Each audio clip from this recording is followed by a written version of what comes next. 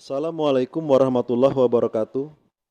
Salam sejahtera bagi kita semua. Bapak Ibu sahabat ASN, kembali bersama kami dalam siaran Kelobak, kontak layanan online bagian kepegawaian dan hukum Kantor Kementerian Agama Kabupaten Kepahyang dalam channel Belajar Bersama ASN. Belajar kapanpun dan dimanapun kita berada. Sahabat ASN, kita masuk pada tahap ke-6 dari perencanaan kinerja dalam rangka penyusunan SKP, yaitu menetapkan jenis rencana hasil kerja. Rencana hasil kerja bagi pejabat administrasi dan pejabat fungsional terdiri dari hasil kerja utama dan hasil kerja tambahan. Hasil kerja utama adalah hasil kerja yang mencerminkan tingkat prioritas tinggi, sedangkan hasil kerja tambahan adalah hasil kerja yang mencerminkan tingkat prioritas rendah. Pejabat penilai kinerja menetapkan tingkat prioritas untuk rencana hasil kerja pegawai dalam kategori tinggi atau kategori rendah. Kategori tinggi yaitu merupakan hasil kerja utama, sedangkan kategori rendah merupakan hasil kerja tambahan. Sahabat ASN, berikutnya yaitu tahap ketujuh dari perencanaan kinerja dalam rangka penyusunan SKP, yaitu menetapkan dan mengklarifikasi ekspektasi atas hasil kerja dan perilaku kerja, pejabat administrasi dan pejabat fungsional, serta menuangkannya dalam format SKP. Untuk lebih lanjutnya, sahabat ASN, mari kita lihat tutorial berikut. Ya, sahabat ASN, baiklah, kita akan melihat contoh dari menetapkan dan mengklarifikasi ekspektasi atas hasil kerja dan perilaku kerja pejabat administrasi dan pejabat fungsional, lalu menuangkannya dalam format SKP. Jadi, setelah jenis rencana hasil kerja pada tahap ke-6 ditetapkan, maka ekspektasi dapat dilihat atau ditetapkan, yaitu ukuran keberhasilan atau indikator kinerja individu dan targetnya. Jadi pimpinan dapat menetapkan indikator kinerja individu dan target hasil kerjanya baik dalam pendekatan kualitatif ya, ataupun secara kuantitatif. Nah, sahabat ASN, ini contoh dokumen SKP dalam pendekatan hasil kerja kualitatif ya. Ini untuk jabatan analis SDM aparatur ahli muda. Jadi kita dapat dilihat di sini karakteristiknya ya. Karakteristiknya ini ekspektasi pimpinan itu bersifat deskriptif. Ya. Kemudian di sini ada juga indikator kinerja individu dan targetnya juga dalam bentuk deskriptif. Kemudian dia tidak menekankan pada satuan pengukuran tertentu. Jadi 10 dokumen itu hanya menjelaskan target saja. Kita bisa lihat di sini, misalkan hasil kerja ya yang diharapkan yaitu meningkatnya kualitas pengelolaan kinerja pegawai. Nah, ini dengan mencantumkan nama pemberi tugas, misalkan Kepala Kantor Kementerian Agama Kabupaten gitu ya. Nah, kemudian di bawahnya adalah hasil kerja atau indikator kinerja individu yang diharapkan dapat tercapai, misalkan jumlah draft instrumen pelaksanaan pengukuran kinerja pegawai ya, 10 dokumen. Lalu yang kedua, meningkatnya kualitas pengelolaan kinerja pegawai sama pemberi tugasnya Kepala Kantor Kementerian Agama Kabupaten. Kemudian IKI-nya ya, IKI dan targetnya yaitu jumlah sampel dokumen sasaran kinerja pegawai atau SKP 10 dokumen. Dan yang ketiga, kan meningkatnya kualitas pengelolaan kinerja pegawai, sama yang memberi tugas Kepala Kantor Kementerian Agama Kabupaten. Kemudian IKI-nya yaitu pelaksanaan asistensi instrumen pelaksanaan pengukuran kinerja pegawai dan dokumen SKP. 18 kegiatan misalnya. Lalu kita dapat melihat di bawahnya juga ada tambahan. Kalau ada tambahan bisa dimasukkan saja sahabat ASN, kalau tidak ada ya dikosongkan saja. Dan di bawahnya lagi ada perilaku kerja. Nah, perilaku kerja ini seperti kita ketahui berdasarkan Permenpan nomor 6 tahun 2022 ya, Permenpan RB ya, terdiri dari berorientasi pelayanan, akuntabel, kompeten, ya, harmonis, loyal, adaptif, dan kolaboratif, yaitu yang tercantum dalam sebuah nilai dasar ASN berakhlak ya. Jadi ini adalah nilai dasar ASN. Nah, kita lihat di sini misalkan ada ekspektasi khusus dari pimpinan. Di sini ada di perilaku kerja yang kompeten misalkan, yaitu sampaikan tentang pengelolaan kinerja pegawai dan perencanaan kinerja dalam rangka penyusunan SKP kepada seluruh ASN di lingkungan kantor Kementerian Agama Kabupaten secara komprehensif, misalkan seperti itu. Itu adalah ekspektasi khusus pimpinan, misalkan di bagian nilai dasar ASN yang kompeten.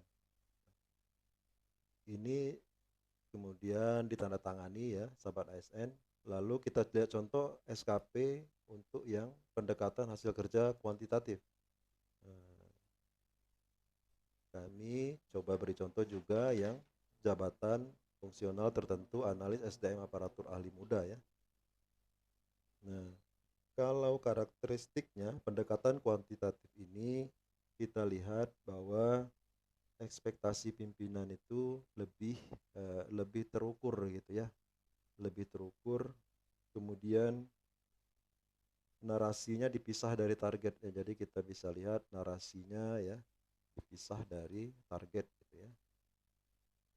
Kemudian menekankan pada pengukuran atau pada ukuran keberhasilan dari indikator kinerja individu.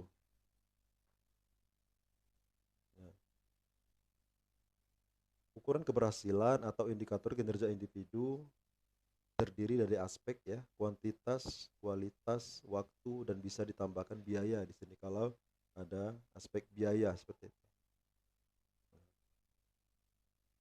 Kita dapat lihat di sini misalkan sama saja dengan yang pendekatan kualitatif tadi ya, SKP-nya, rencana hasil kerja pimpinannya, meningkatnya kualitas pengelolaan kinerja pegawai, lalu rencana hasil kerja dari SDM aparaturnya, analis SDM aparaturnya, yaitu instrumen pelaksanaan pengukuran kinerja tersusun sesuai ketentuan yang berlaku. Nah, maka ada aspek kuantitas di sini. Maka IKI-nya yaitu jumlah draft instrumen pelaksanaan pengukuran kinerja pegawai yang disusun misalkan. Tadi targetnya 10 dokumen. Lalu ada aspek kualitas. Misalkan tingkat kesesuaian draft instrumen pelaksanaan pengukuran kinerja pegawai yang disusun sesuai dengan regulasi yang berlaku. Misalkan tingkat kesesuaiannya targetnya 80-90%. Lalu waktu, yaitu ketepatan waktu penyusunan draft instrumen pelaksanaan pengukuran kinerja pegawai. Misalkan berdasarkan dialog kinerja yang telah dilaksanakan, maka ditetapkanlah 3 bulan targetnya. Kemudian akan dievaluasi. Ini ke bawah dan seterusnya sama seperti di atas formatnya ya sahabat ASN untuk SKP dengan pendekatan hasil kerja kuantitatif ini. Kemudian kalau ada tambahan juga bisa tadi, kalau tidak ada ya dikosongkan saja. Lalu perilaku kerja ya. Kita coba lihat contohnya sama saja ekspektasi khususnya seperti yang di pendekatan kualitatif tadi dan kemudian ditandatangani seperti itu.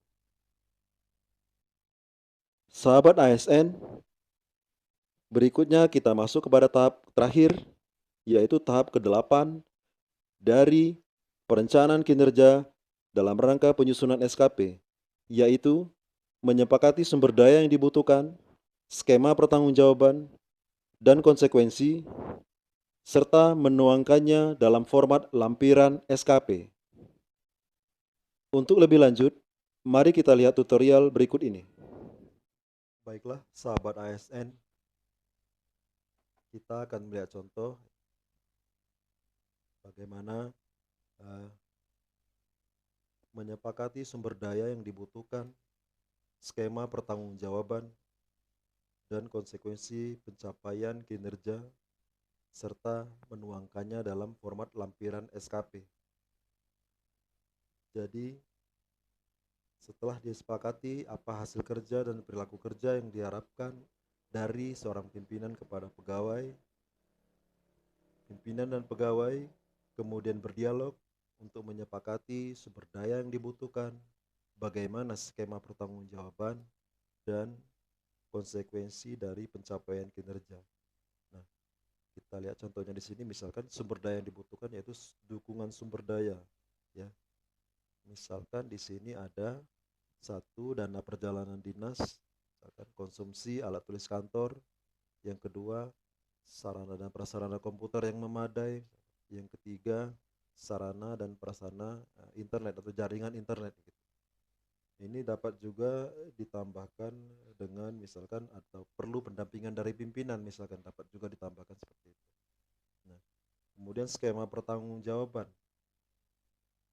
Bagaimana skema pertanggungjawaban yang disepakati? Misalkan di sini progres penyusunan draft instrumen pelaksanaan pengukuran kinerja pegawai dilaporkan berkala setiap 2 minggu misalkan.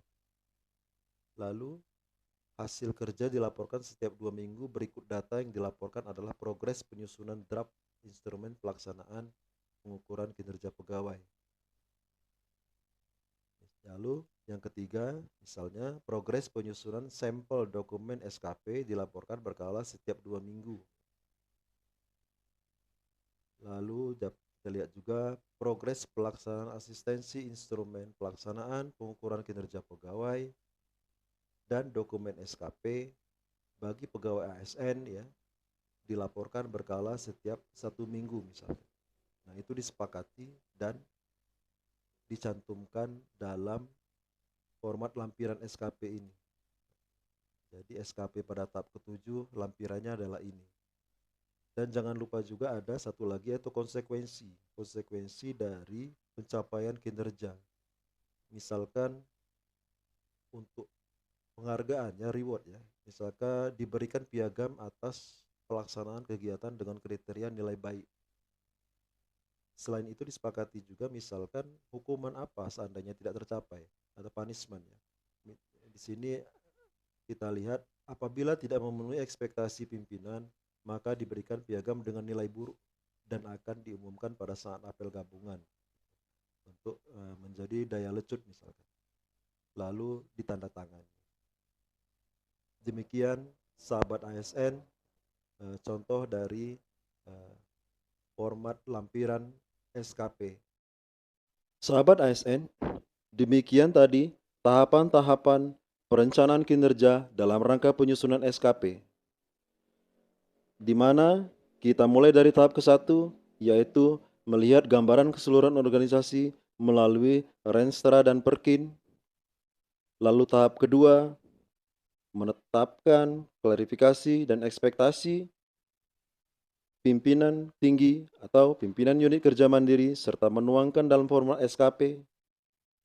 Yang ketiga, menyusun manual indikator kinerja. Yang keempat, menetapkan strategi hasil kerja.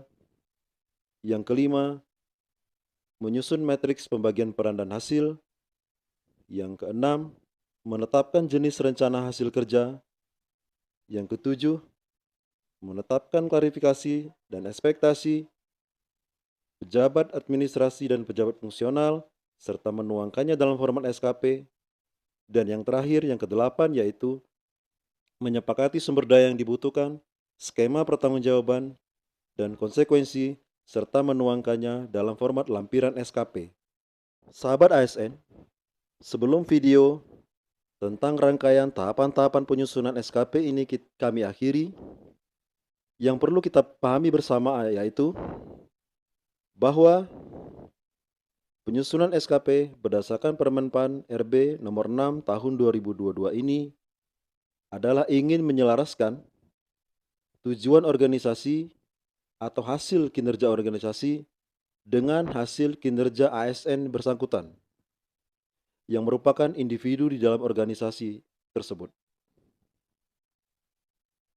Dan yang perlu kita pahami juga adalah bahwa pimpinan tertinggi dalam organisasi diberi sebuah peran, yaitu peran tertinggi untuk mencapai tujuan organisasi, lalu kemudian peran itu dibagi kepada unit-unit kerja di bawahnya, unit-unit kerja di bawahnya membagi lagi kepada unit-unit kerja di bawahnya lagi, dengan individu-individu ASN yang ada di dalamnya, sehingga peran-peran tersebut kemudian dapat berjalan dan dapat mencapai tujuan organisasi secara keseluruhan. Demikian sahabat ASN yang dapat kami sampaikan. Semoga bermanfaat. Wassalamualaikum warahmatullahi wabarakatuh. Salam sejahtera bagi kita semua.